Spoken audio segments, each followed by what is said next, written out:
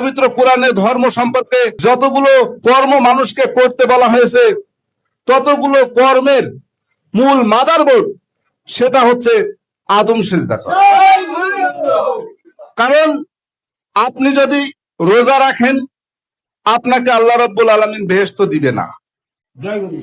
আপনি যদি নামাজ পড়েন, আল্লাহ রাব্বুল আলামিন 5 ওয়াক্ত নামাজ পড়ার কারণে আপনাকে বেহেশত দিবে না। আপনি যদি হজ করেন, হজের বিনিময়ে আপনাকে জান্নাতে দিবে না। আপনি যদি কলেমা পড়েন বারবার, তাও আপনাকে আল্লাহ রাব্বুল আলামিন জান্নাত দিবে না। তো জান্নাত দিতে গেলে কি করতে হবে?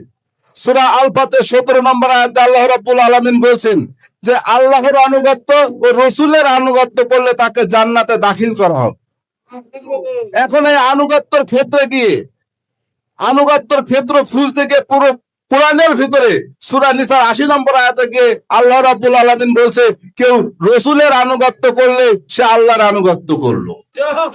এখন আল্লাহর আনুগত্য করতে গেলে আমি একটা জিনিস হিসেব করে দেখলাম, পৃথিবীতে কোন মানুষ যদি আল্লাহকে পায়, তাহলে আল্লাহর যদি আনুগত্য করতে চাই, তাহলে আল্লাহ রাব্বুল আলামিন খুশি হচ্ছে কোনটাতে? যেটাতে ইচ্ছা অনিচ্ছায় সূরা রাদের 15 নম্বর আয়াতে আল্লাহ রাব্বুল আলামিন ঘোষণা করছেন, সকাল ও সন্ধ্যায় ইচ্ছা অনিচ্ছায় সকলেই আমার সেজদায় রত। তাহলে ইচ্ছা এবং অনিচ্ছা, যারা ইচ্ছা করছে না তাদেরকেও সেজদাটা করতে হচ্ছে, যারা ইচ্ছা করছে তাদেরকেও সেজদাটা করতে হচ্ছে। তার মানে আল্লাহর এই একমাত্র পছন্দটা হচ্ছে কি? সেজদা।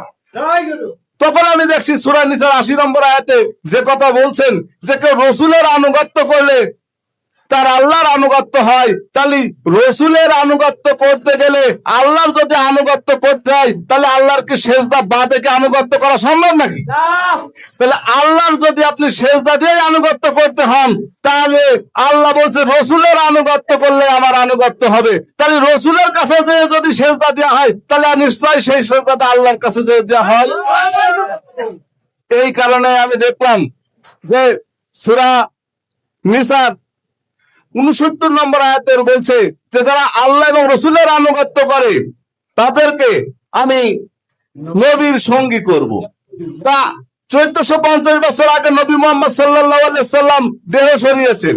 তাহলে বর্তমান সময়ে যদি কোনো মানুষ সেই নবী মুহাম্মদ সাল্লাল্লাহু আলাইহি সাল্লামের সঙ্গী হতে চায়, তাহলে সেটা কোন পড়তে হবে? সূরা নিসার 69 নম্বরে আল্লাহ রাব্বুল আলামিন যে কথাটা বললেন যে আল্লাহর আনুগত্য এবং রাসূলের আনুগত্য করলে নবীর সঙ্গী হওয়া যায়। পবিত্র কোরআনের ভিতরে বলছে যে হায়াতুন নবী, তাহলে নবী জিন্দা, সম্মুখগুরু রাসূলের মাধ্যম দিয়ে নবী জিন্দা থাকছেন।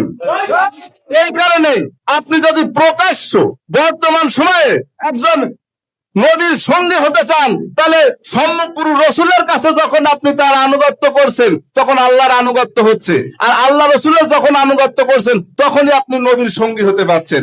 তার আগে কিন্তু আপনি পারছেন না। আমি এইভাবে পবিত্র কোরআনের যতগুলো জায়গায় রাসূলের আনুগত্যের কথা রয়েছে, ততগুলো জায়গাতেই একমাত্র এই মাদারবোর্ড হিসেবে কাজ করছে সেজদা নামক মাদারবোর্ডটা। এই আদম সেজদা নামক মাদারবোর্ডটা যদি না থাকে, তাহলে আপনার নামাজ, রোজা, হজ, যাকাত, কলেমা, আপনি যত জিকির আজকার যাই করেন না কেন, কোনো কাজে লাগবে না। এই কারণেই আপনাকে একজন সম্মুখগুরু রাসূলের কাছে এসেই যখনই আপনি সেজদার মাধ্যমে বায়াত গ্রহণ করছেন, এই কারণে আল্লাহ রাব্বুল আলামিন ঘোষণা করলেন সূরা আল ফাতিহা 10 নম্বর আয়াতে। কি ঘোষণা করলেন? যে রাসূলের হাত আল্লাহর হাত। আল্লাহ নিজে স্বয়ং বলছে তো। আবার আল্লাহ তো বলছে ওয়াজুদুল আদম, আদমের দিকে সেজদা করো। ঘোষণাটা কার? আল্লাহর। তাহলে আল্লাহ বদ্ধ হচ্ছে কোথায়? রাসূলের মধ্যে। সূরা আল ফাতিহা 10 নম্বর আয়াতে। তাহলে রাসূলের হাত যদি আল্লাহর হাত হয়, তাহলে রাসূলের চেহারাটা কার হবে? রাসূলের পাটা কার হবে? তাহলে ব্যক্তি রাসূলের কোনো চেহারাই নেই, সমস্ত চেহারার মালিকটাই হচ্ছে কে? আল্লাহ। ব্যক্তি রাসূলের কোনো সত্তা থাকে না। যখন একজন সম্মুখগুরু রাসূলের কাছে আপনি যখন বায়াত গ্রহণ করবেন, তা যখনই বায়াত গ্রহণ করছেন, তখনই তো আপনার মন মস্তিষ্কের ভিতরেই ওই রাসূলের চেহারাটা সরিয়ে ওটা তো আল্লাহর চেহারা বর্ত করে ফেললেন। তাহলে ওর ভিতরে কি আর রাসূল থাকলো নাকি? পুরোটা কি হয়ে গেল? আল্লাহ বর্ত হয়ে গেল। যখনই আল্লাহ বর্ত হয়ে গেল, তখনই আপনি আল্লাহর হাতে বায়াত গ্রহণ করছেন। এই কারণেই সেজদার মাধ্যমে বায়াত গ্রহণ করার সাথে সাথে আপনার এই মোবাইলের মাদারবোর্ডটা কমপ্লিট হয়ে গেল। ঠিক এবার আপনি রোজা রাখবেন, লাইট জ্বালাও। ব্যাস আপনি হজ করবেন, এই ফ্ল্যাশ মারবেন, আপনার এই মোবাইলের তখন আলো জ্বলবে, কল যাবে, কে যাবে না? ঠিক এই মোবাইলের ভিতরে আমি যে প্রক্রিয়াতে দেখলাম বর্তমান সময়ে, যদি আপনি পবিত্র কোরআনটাকে নিয়ে ভালো করে সুন্দর করে রিসার্চ করে দেখেন, একমাত্র আদম সেজদাটাই হচ্ছেন আল্লাহর ধর্মের মূল মাদারবোর্ড। তাই এই মূল মাদারবোর্ড নিজের ভিতরে ধারণ করার জন্য একজন সম্মুখগুরু রসুলের কাছে বায়াত নিয়ে আদম সেজদা করে সিরাতাল মুস্তাকিমের পথে আসার আহ্বানে আমি আমার সংক্ষিপ্ত কথা এখানে শেষ করছি।